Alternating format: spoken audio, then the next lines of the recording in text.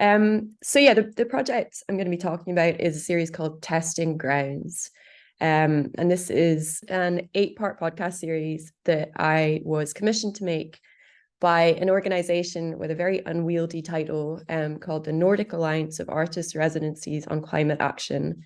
The acronym is NARCA, which I always think is a bit unfortunate, but they're a really, really great organization, a network of, I think I said 8, sorry, 7 art organizations across the Nordic region and Scotland.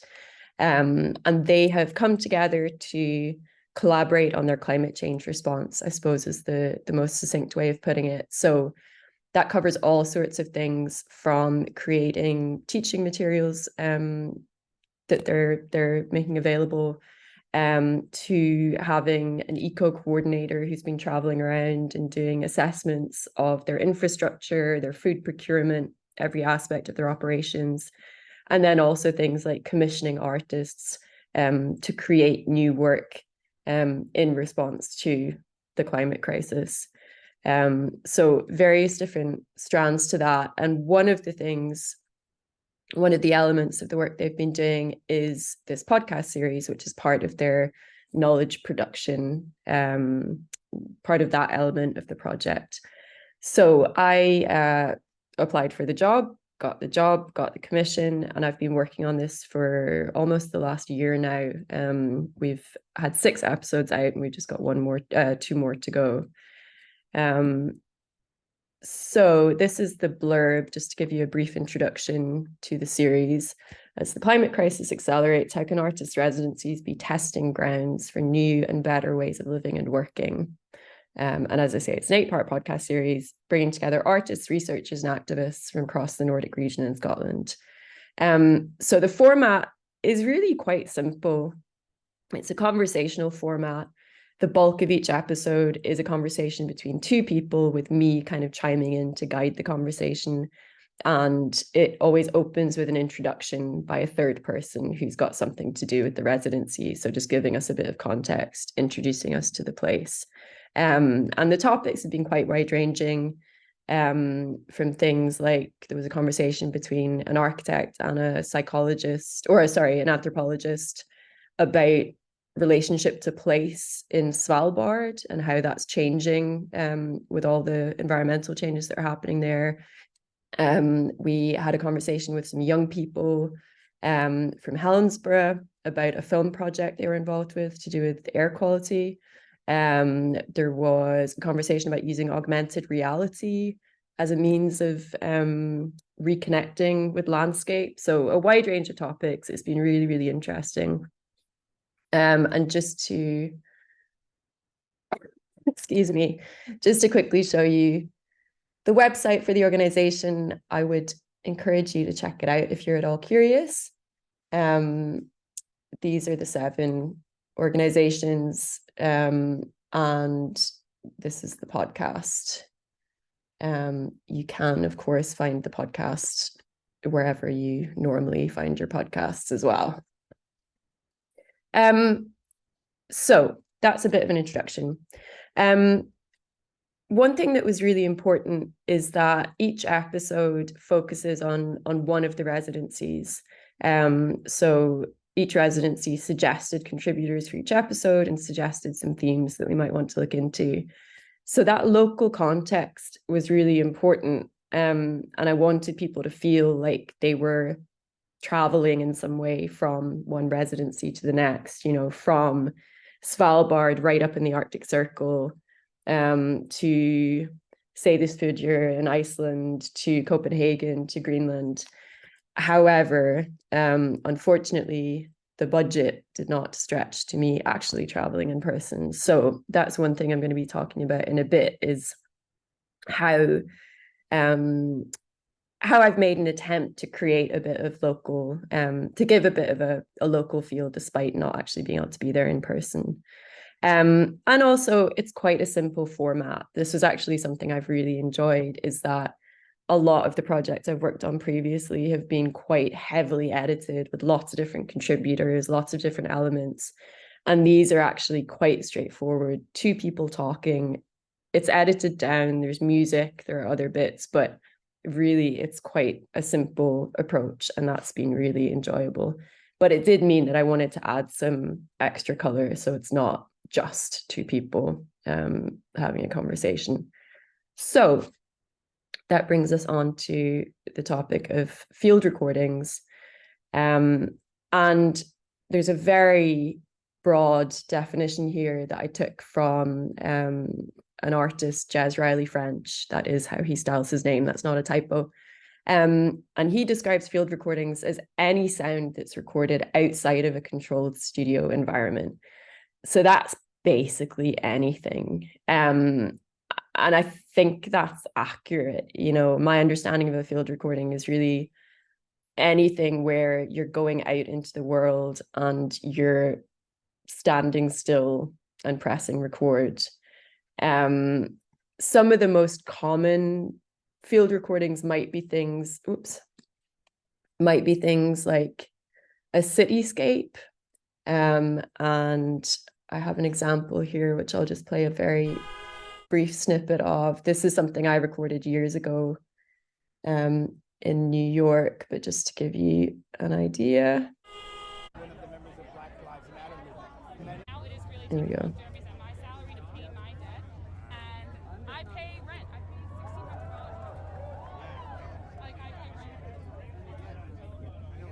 So that was something that I recorded.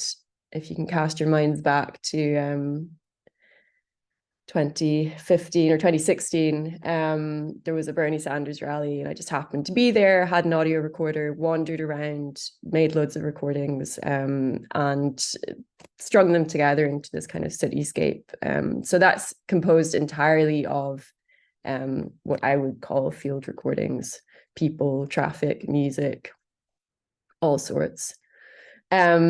There's another one here, which is not my work. It was actually my dad who recorded this. And it's a really beautiful, long recording of a dawn chorus from a couple of years ago. So again, I'll just play a little bit of this to give you an idea.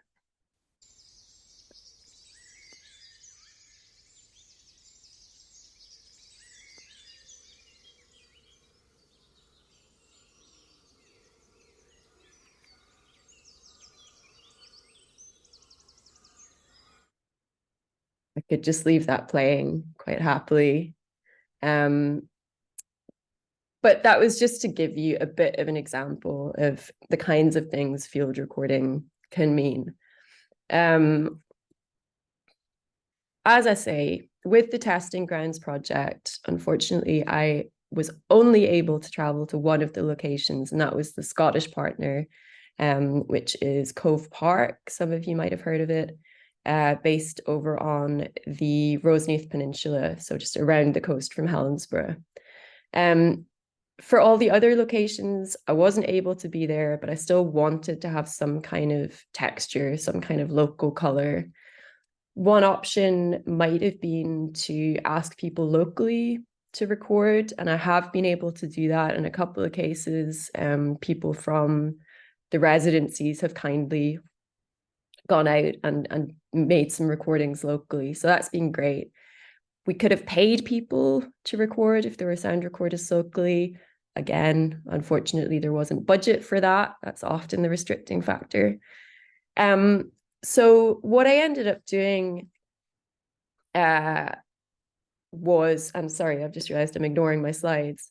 I think this is fairly self-explanatory, but some of the reasons we might want to use field recordings, as I've said, to create a sense of place.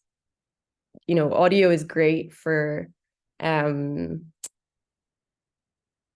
guess, sparking the mind's eye. And field recordings can be a really great way of doing that, of really immersing you in a location. We heard that with the dawn chorus just now, I think. And generally adding texture, adding interest. Conversation is great, but having an extra element to, add a bit of color, I think, can really help. And also just providing breathing space. Music can serve that function as well. But I've found it really, really helpful having field recordings to just break up the rhythm and give a bit of space for maybe a particularly poignant statement to sink in, or to just create a break after there's a logical pause in the conversation. So coming back to what I was saying about not being able to record locally, what I ended up doing was looking online for recordings and cobbling those together, which ended up being a really interesting process, actually. I'll play a few examples of what I ended up doing and how I ended up using field recordings in this particular series in Testing Grounds.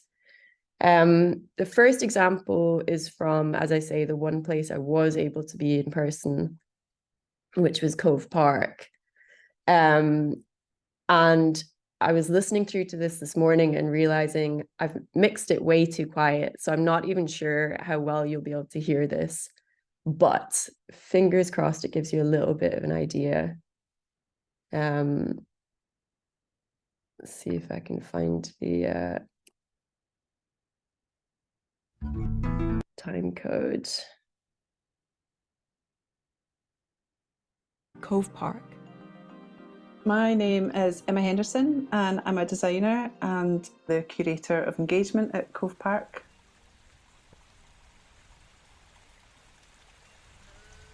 Cove Park is situated on the Roseneath Peninsula, which is on the west coast of Scotland. It's about an hour's travel from Glasgow. Although we feel quite remote, practically we're not.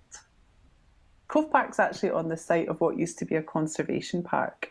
We still have Highland cows on site. And in fact, the farmer recently just got a new flock of little baby Highland cows, which are unbelievably cute. And there's always some sheep, sometimes even some goats on site. So yeah, lots for the residents to come and see. Despite this, so that was just a brief example. We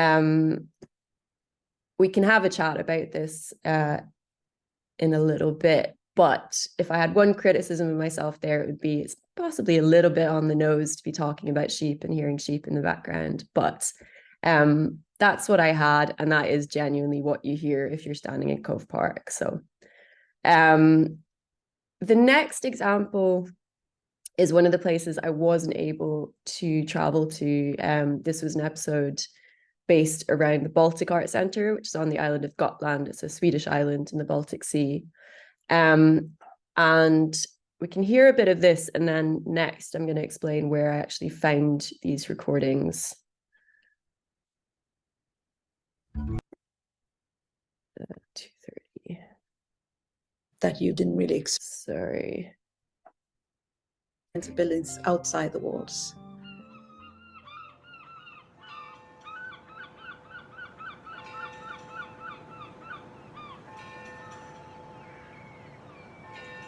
It's very cozy, and it has lots of tourists during the warm season, and it's a lot more quiet during the cold season, if you say. So it has a sort of sleepy time and a more very active, bustling time during the summer.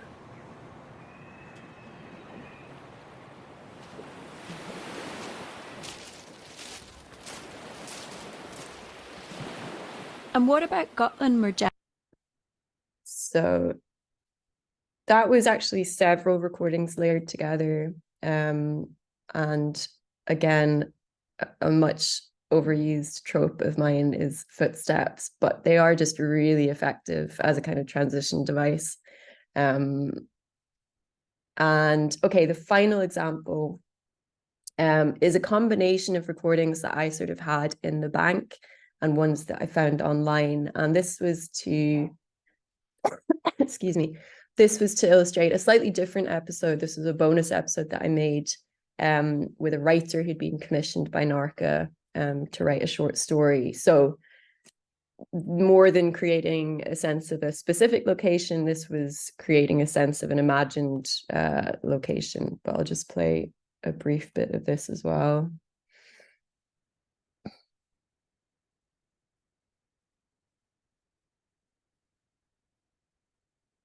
Seasickness. Kur Namara.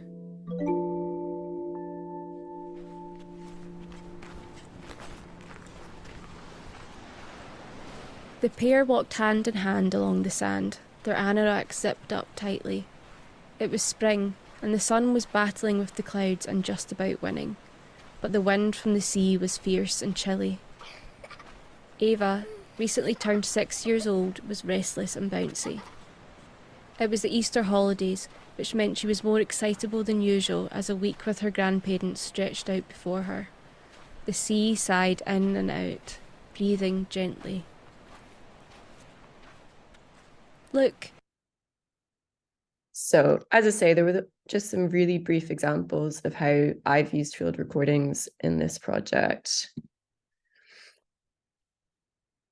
So, again, we can have a chat in more depth about this shortly. But at a basic level, if you're going to be doing recordings yourself, which I would encourage everyone to do because it's really good fun, what do you need? Well, an audio recorder, ideally. I have one which I can show you, which is this one. It's a Zoom H6. It's, to be honest, a bit more sophisticated than I need. There are cheaper, simpler models that you can get. But it does a really good job. It's got inbuilt microphones, and it creates a really nice sound. You can also use your phone. The quality is not going to be as good. You're going to need a lot more shelter. But it is very possible to make field recordings on your phone. So if that's what you've got, that's the thing to use. Headphones, definitely a good idea. Using headphones means you can hear if there are any issues with the audio, if there's wind noise, for example. And then you can get more sophisticated if you have external microphones. If you are using external microphones, you might want to have a windshield to try and stop or at least reduce that wind noise. And also having a stand or a grip can be really, really helpful to reduce any handling noise that you get on the microphone, which if you're out and about is almost inevitable. Not such an issue with a phone, but definitely if you're using an external microphone and you're not able to rest it on something, having a grip is really helpful. If you, like me, find that you are unable to go out and about and travel to the places you're trying to illustrate, there are some really good options online.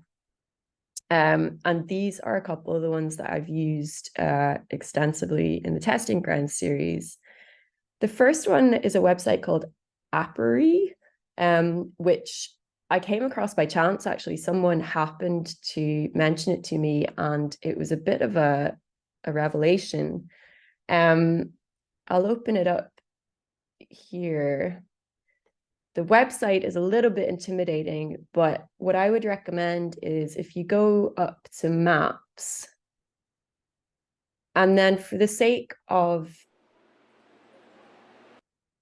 demonstration, does someone want to just give me a location? Just shout any location in the world. Ideally, something that's not too obscure. Stockholm. Okay. So there's a search function up the top here, and you can search either by sounds or by places. So let's try Stockholm, Sweden. And what it's done is it's taken me to Stockholm.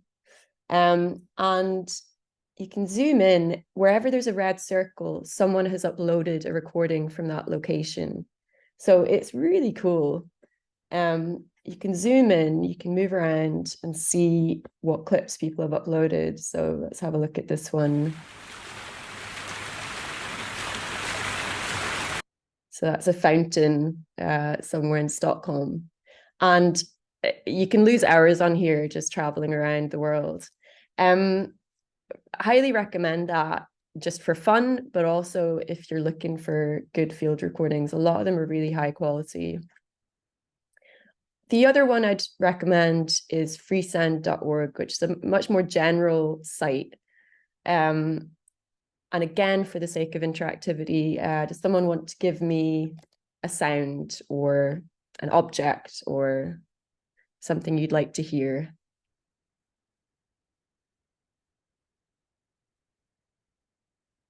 Anything at all. Balloons. Balloons. Okay, great. Balloons. Why not? Why not? Okay. Why not? Okay, so balloons. We have lots of hits for balloons. I'm not gonna play any of these. Some of them might be really unpleasant to listen to. But basically, Freesound is it's a library, a crowdsourced library where anyone can upload a clip. And you can find pretty much anything. One thing I would say is the quality is very variable. It does take a bit of searching sometimes, but there is a star rating that you can see where other people have rated sound. So that can be a helpful guide. But both really good resources, as I say, if you're needing to find audio that you're not able to get yourself. One thing I would absolutely emphasize is if you are going to use these sites, always check the license before you use anything. With Appery, where you can see the license is, you'll get this little info box that pops up. And here you can see it says CC BY. So that's a type of Creative Commons license. Everything, as far as I know on here, has some kind of Creative Commons license, but that does not mean that it's public domain. There will be conditions attached to it. So if I click on this one, this is where I start getting confused. Okay, this is a terrible example because I'm actually not sure what that license is, but basically Creative Commons is a series of licenses, and there are lots of different types of conditions. It's a way for people to make their work available to others. However, there are often conditions attached, like having to credit someone to use their work, or it may be that you're not allowed to edit their work, you're just allowed to share it. The one exception to that is if it's I think it's the 0 license, which basically means it's public domain. They've given it to the world, and they're happy for you to do whatever you want with it. And you can actually, again, on Freesound, you can filter by license. So this is the one, Creative Commons 0, where if you click that, any of these you'll be able to use without providing credit. You can do whatever you want with it. Even if you do come across something you really want to use that has some kind of Creative Commons license associated with it. So on Freesound, it's over here. It's much easier, actually. This is an attribution 4.0. Click on that. It takes you to information about the license, and it explains what you're allowed to do with it. And usually it's just a case of in the credits of your piece saying, thanks to so-and-so for allowing me to use this clip. So don't let that put you off, but it is just good to keep an eye on that. I am out of time. So just a couple of recommendations before I wind up. One of which, if you are interested in just getting some inspiration, or indeed just having something nice to listen to, Field Recordings podcast is really cool. Produced by Ellen McDowell, who is an incredible producer. And it's just a series of single clips that people have recorded and submitted. And it's just a really beautiful idea. There's always a little description of the location and the situation.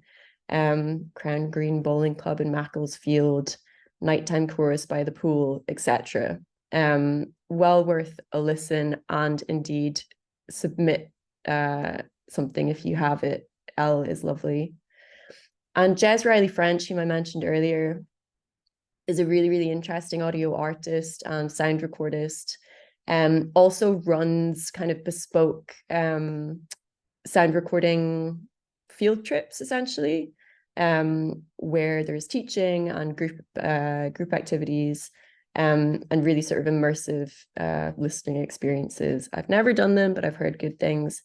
And he also has some great videos explaining his process. So a couple of suggestions. I am going to wind up because I've gone way over time. Sorry about that. But yeah, thank you very much for listening. And I'm sure there's loads that I haven't covered. So please do shoot with any questions.